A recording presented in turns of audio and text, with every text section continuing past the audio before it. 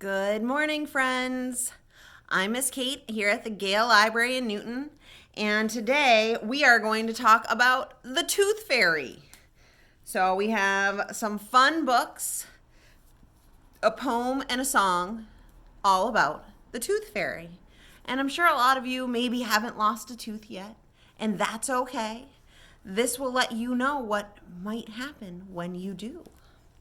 The first book we're going to read today is You Think It's Easy Being the Tooth Fairy by Sherry Bell Rayholt and illustrated by David Slonim.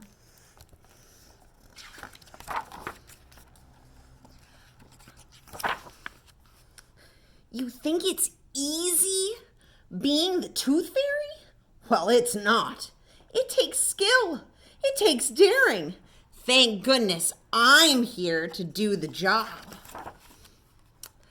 Let's get one thing straight, okay? I never wear pink, flouncing skirts or twinkling glass slippers. That's Cinderella. She does a lot of sitting around the castle looking pretty. Boring. I'm an action kind of gal. I live for danger, for suspense. Let's get clear on one thing, shall we? I don't rely on elves to help me out or flying reindeer to get me around. That's Santa. You know, the big ho-ho in red. Don't get me wrong. He's a great guy, but all that help has made him soft. I'm tough. Check out my muscles. I got these lugging thousands of quarters around every night. And I'm smart. Take my amazing tooth finder, for example. I invented it. Ting, ting, ting. I bet you didn't know that baby teeth come with built-in homing beacons, did you? With my trusty tooth finder, I can easily locate each tooth's ting, ting, ting when it's ready to come out. After I lock onto your tooth signal, I put on my spy binoculars, patent pending, to scope out your house and plan my entry. Good thing I'm athletic. Graceful, poetry in motion. I bob, I duck, I roll with the punches. Believe you me, every tooth mission brings danger. Usually on 4 legs. Dogs want to chase me. Gerbils want to flatten me. Cats want to squat me, squash me, squeeze me, even eat me. Pets really cut into my work schedule, but so do you.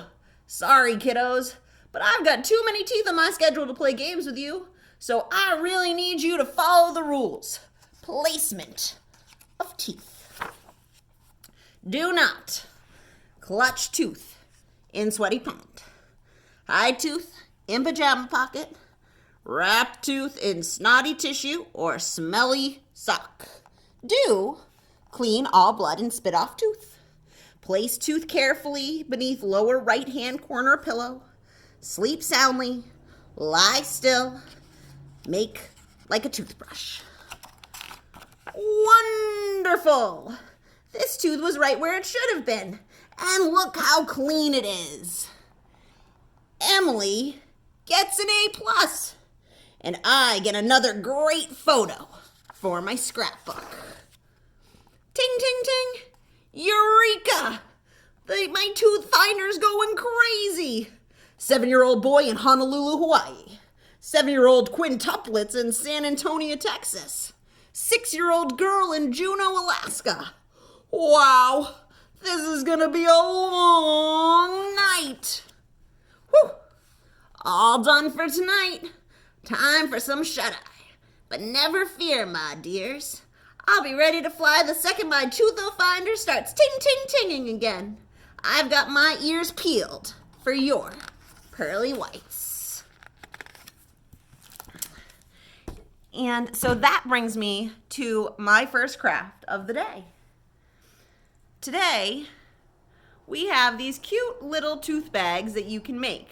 So if you want to make it even easier for the tooth fairy to find your tooth, You make this little bag and you could hang it on your door, or you could hang it on your bedside table or a knob on a bureau, or you could put it under your pillow. Make sure the little string is pulled out so that she can pull it out easily. And so these are right down on the porch. They're first come, first serve. But you can come down and make your own little tooth bag. Next, I have a song for you about wiggly teeth. This is called the Lost Tooth Song.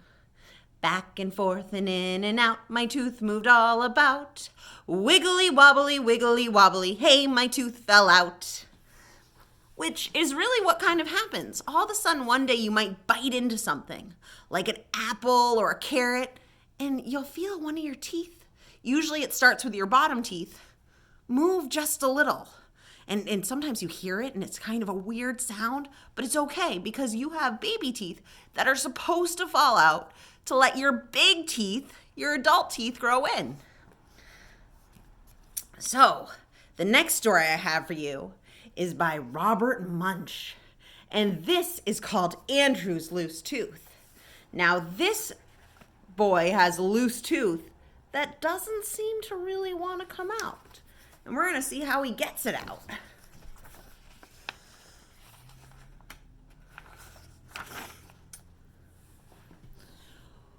When Andrew came downstairs, there were 3 big red apples in the middle of the table, and even though he had a loose tooth, he decided to eat an apple. So he reached up, picked up an apple, shined it on his shirt, took a bite and yelled, "Yow! Mommy, do something, this tooth! It hurts so much I can't even eat my apple!" Andrew's mother opened his mouth and looked inside. Ooh, she said, "It's a loose tooth. I know what to do." She took hold of the tooth with both hands and pulled as hard as she could. But the tooth did not want to come out. "Oh, Andrew," she said, "I just can't get that tooth out. Why don't you try another apple? That might make the tooth come out." So Andrew reached out, picked up an apple, shined it on his shirt, took a bite, and yow! Daddy, do something about this tooth. It hurts so much I can't even eat my apple. So Andrew's father opened his mouth and looked inside. Ooh, he said, "It's a loose tooth. I know what to do." He got a pair of pliers and took hold of Andrew's tooth. Then he put his foot on Andrew's nose and pulled as hard as he could. But the tooth did not come out. "Oh, Andrew," he said, "that tooth is stuck. Why don't you try another apple? That will make that tooth come out."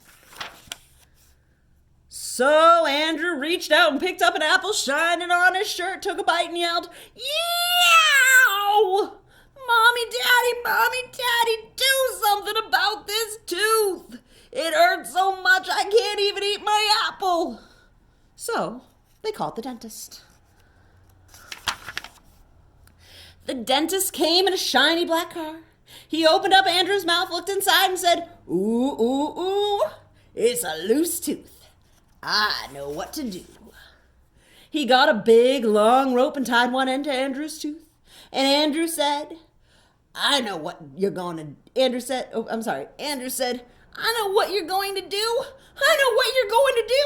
You're going to tie the end of the rope to the door and then you're going to slam the door." "No," said the dentist. "I'm going to tie the end of it to my car." Oh, boy. He tied the other end of the rope to his car and drove away as fast as he could. When he got to the end of the rope, his whole car fell apart. The dentist just stood there, holding the steering wheel. Then Andrew's mother and his father and the dentist all said, Andrew, that tooth will not come out. You just can't eat your breakfast." Andrew sat out in the front yard looking very sad. His best friend Louie came along and said, "Andrew, what's the matter?" "Oh," said Andrew. My mother can't get this tooth out. My father can't get this tooth out. The dentist can't get this tooth out, and I can't eat my breakfast. Oh, said Louis. I know what to do. Louis went into Andrew's house and called the Tooth Fairy on the phone. The Tooth Fairy roared up right away on a large motorcycle. That doesn't look like the Tooth Fairy from our last story at all, does it?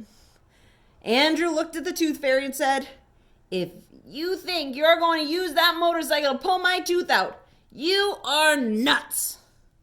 What do you think I am? Said the Tooth Fairy. A dentist? She pulled Andrew's tooth with one hand and the tooth did not come out. She pulled Andrew's tooth with two hands and the tooth did not come out. She got a large hammer off her motorcycle and clanged Andrew's loose tooth. The hammer broke into pieces and the tooth still did not come out. Incredible, said the Tooth Fairy. This is the first tooth that I can't pull out. I guess you just can't eat your breakfast. Hold it, said Louis. I have an idea.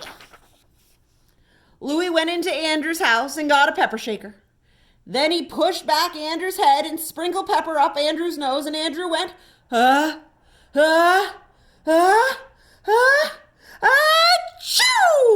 And look, and sneezed that tooth all the way across town. Here goes, right through this woman's donut, right off that dog's head, right through this man's newspaper. But the Tooth Fairy still got her tooth. And it looks like Andrew got his breakfast. Now, you'll hear lots of fun stories of different ways people get out their wiggly teeth. When my daughter Remy had her first wiggly tooth, we tied one end of string around one tooth and the other piece of string around our dog. And then we told the dog to come, and the dog ran from Remy to me and pulled her tooth right out. But you can figure out different ways. I know somebody who's tied it to a doorknob, someone who's tied it to their remote control car, and some people who just wiggle it and twist it and touch it, and eventually it just falls out. So the next poem I have for you is called The Tooth Fairy by Katie Clark. My pillow is soft and my bedroom is dim. I lay in my bed and I watch my fish swim. I'm waiting for someone, I know she'll be here. The window is open, the sky's bright and clear. At first my tooth wiggled, it twisted and bent. But then it pulled loose and I knew what it meant. The Tooth Fairy comes if you do it all right. You slip your tooth under your pillow at night. My eyes feel so heavy, I'm falling asleep. But then I hear jingles. I don't make a peep. She's gone in a moment. I search on my sheet. A bright, shiny coin is the best kind of treat. So in that last story, we talked about the dentist. And you probably by now have gone to see the dentist at least once. And he probably or she told you that you need to brush your teeth twice a day. Maybe sometimes more if you eat some candy or something sticky. And if you don't, your teeth can get kind of yucky. And that brings me to our next craft. We have this fun little puppet who, let me put it on my other hand. This fun little puppet, she's made out of a paper bag. And see, her teeth don't look so great. And she may have chosen to eat lots and lots of candy, which is okay sometimes, but then not do a very good job brushing and see what happens. Oh, she's got bugs in her mouth and her teeth don't look so good. So we'll close that. So you guys can make this puppet. She's down in the craft packet right on the porch. And she uses the bag that the whole craft comes in. But also, she is a good reminder to brush your teeth. All right. So, our next story is about two little tooth fairies named April and Esme. This book is called April and Esme, Tooth Fairies by Bob Graham. Now, Bob Graham has a couple of books about these two little tooth fairies that you can borrow. We have a number of them here in the library.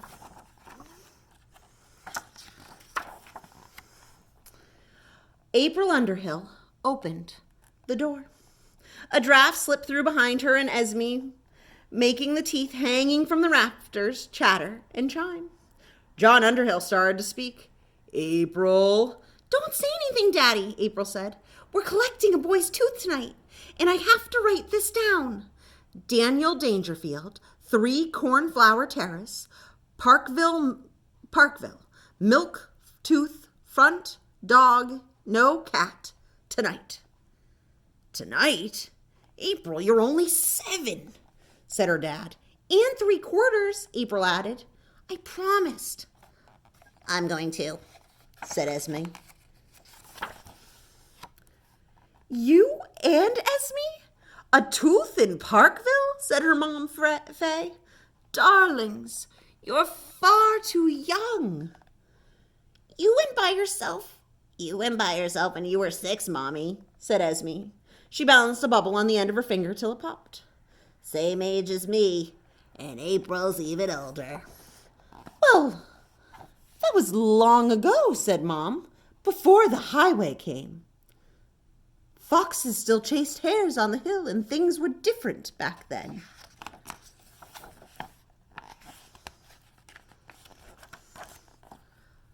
Well, some things haven't changed, Mommy. Esme took a sip of her dandelion soup. Children are still losing first teeth, April said, and ducklings still have to take their first swim. Their parents looked at them startled. Okay, said Dad. You can both go, but take great care of your little sister, April. Yes! This is important, April, said Dad. To Daniel, you are a spirit of the air. You are magic, and he must never see you. Magic? Magic? Me? Said April. Mom found a string bag for the coin going out and the tooth coming back, she said. Send me a text if you need to, she added. Then they lifted off into the night.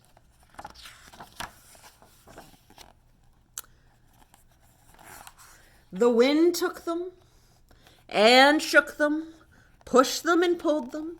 It shivered down Esme's wings. It rippled through the feathers of a passing owl.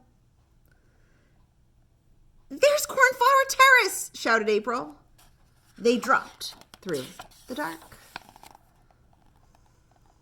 Right onto the doorstep of Daniel's house.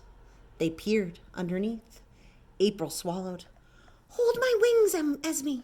I'll go first. Then Esme crawled in after her. To the other side. Where's his room? She whispered. Up there, I think, replied April. Let's follow the toys. This must be him, whispered April.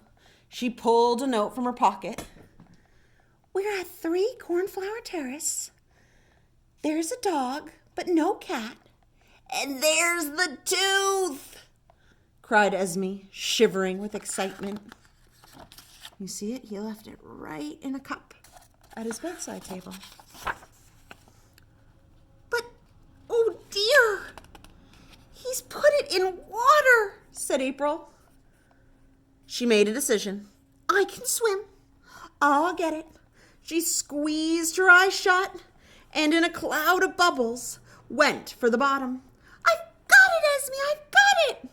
Shh, hissed Esme as Daniel Dangerfield stirred and woke up.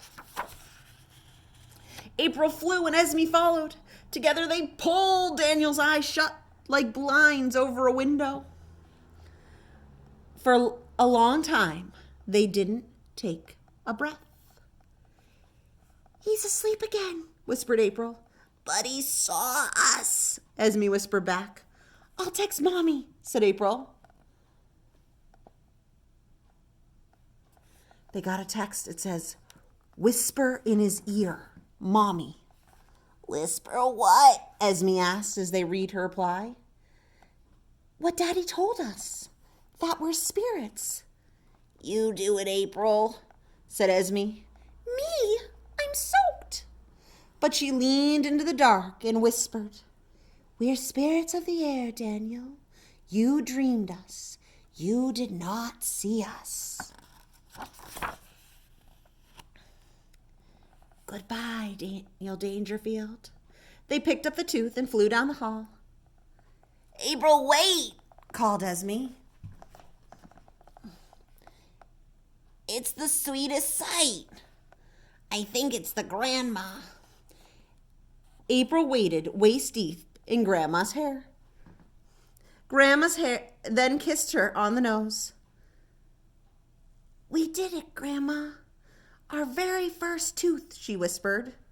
"No, Esme, don't take those. We have to go. Those are Grandma's dentures." They collected their coats, buttoned them tight, and slipped underneath the door. Daniel's front tooth swung in its bag as they cleared the chimney and headed for home. The wind tumbled them high over the city, up the highway, then set them down at their own front door. Mom and Dad hugged them till their wings crackled. "Here's the tooth fairy. Here's the tooth, Daddy, wrapped in my wet undershirt." "You dived for it?" asked Faye. "Like a duckling in water," murmured John Underhill proudly. The girls drank hot elderberry juice, and then were hugged some more. Mom hung Daniel's tooth from the rafters. "On Saturday, we'll take it to the fairy craft market for everyone to see," Dad promised. The sun rose and a blackbird sang outside the window, louder than the distant traffic, as April and Esme fell asleep. Daniel Dangerfield woke to find a coin gleaming by his bedside. The new tooth was already coming in. What dreams he had had. Out on the highway, a wild hare scampers across 6 lanes of traffic, past an old stump, a tiny house, and up to its time-worn tracks on the hill. Nose twitching, it looked out over its shoulder for foxes. Then far out on the horizon. See, there's the teeny tiny house. So those tooth fairies did it very differently than the first tooth fairy. But it still seems like a pretty hard job that tooth fairy has. Now, today I have one more book because this one is just funny and silly. And I just really enjoy this silly, silly cat. So, this is called Here Comes the Tooth Fairy Cat by Debra Underwood. Pictures by Claudia Rueda.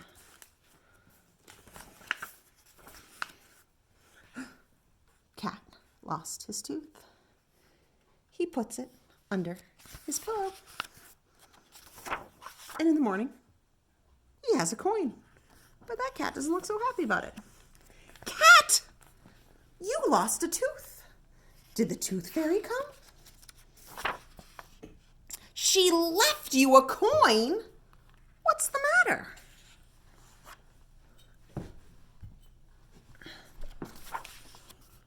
"You wanted to meet her?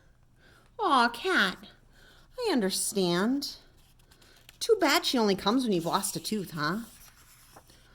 "Oh boy, what are you up to?" "You're going to leave her the tooth of a comb? Cat, I don't think you should try to trick a tooth fairy." "Cat, did you hear me?" Oh dear. Good night, Cat. I hope you're not making a mistake. Good morning, Cat. The Tooth Fairy didn't come? Well, I'm not surprised. Ding dong. Hey, who's at the door? Look at that. What does the card say? Dear Cat, nice try with the comb. I am the Tooth Fairy, not the Tooth Harry. But if you help me with a few deliveries, maybe we can meet. Love, Tooth Fairy. How about that? You'll be the Tooth Fairy, Cat. Better try on your costume.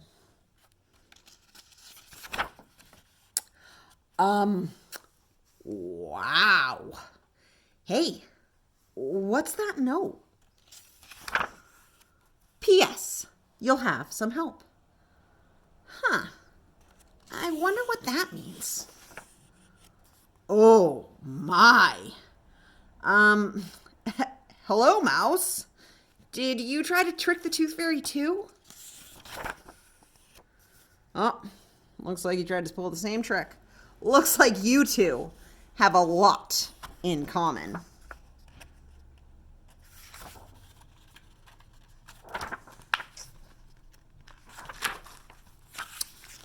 So, who's first on the Tooth Fairy's list? Here's the list. Oh boy, they're fighting over it. And look what ended up happening. They ripped it in half. Here comes spare list. I wonder if the Tooth Fairy is watching. Looks like you have 3 stops to make. You better get going. What is it, Cat? No, you may not eat the mouse. Your first stop is a gopher? Cat, you'd have a hard time getting down that hole. Good thing Mouse is here. Cat, Mouse can climb into the hole perfectly well without your, help. Nice, you got the tooth. Nice work, Mouse. Who's next? A squirrel? Wow, that nest is pretty high. This looks like a great job for a cat. Cats are very good climbers, Mouse. We won't need a cannon. Oh, Cat's sticking his tongue out his mouth as he scooches up. He gets all the way up. And great work, Cat. Who's gonna get the last tooth? Oh, they both have their hands up. Oh, but they're looking to see who's on that list. Nobody looks particularly excited. Uh-oh. Wait, whose tooth is it? It's Bear's tooth? I don't think either of you should do this. It sounds too dangerous. Mouse, that's very brave of you. Well, Cat, Mouse has been in there a long time, huh? I hope everything's okay. Oh no! Mouse's skirt is stuck under Bear. Cat, be careful.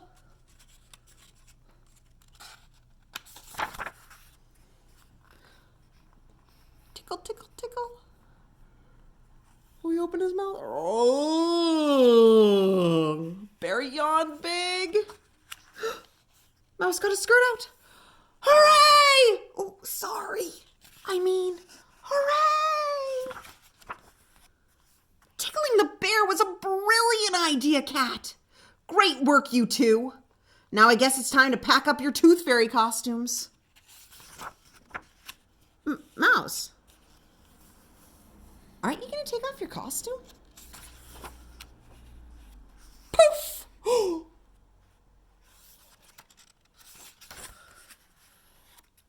Oh my goodness! See, Cat? Fairies are tricky. That's why it's so hard to trick them. Wow, Cat. You get to keep the bear's tooth? Hey, let me take a photo for your scrapbook. Flash. Bye, Tooth Fairy. I bet Cat won't be tricking you anytime soon. You want to see the picture? Of course. Let's take a look. Oh, Cat. He gave her bunny ears. So that is the last story I have for you today. And don't forget, right downstairs on the porch, we have the little bags of crafts for you. So come on down and grab them. And if you enjoyed these 4 stories about the Tooth Fairy, we have plenty more here at the library for you. And that is all for me today. So I am going to say, so long now, till next time. See you later, alligator and a wild crocodile. Have a good day. Bye-bye.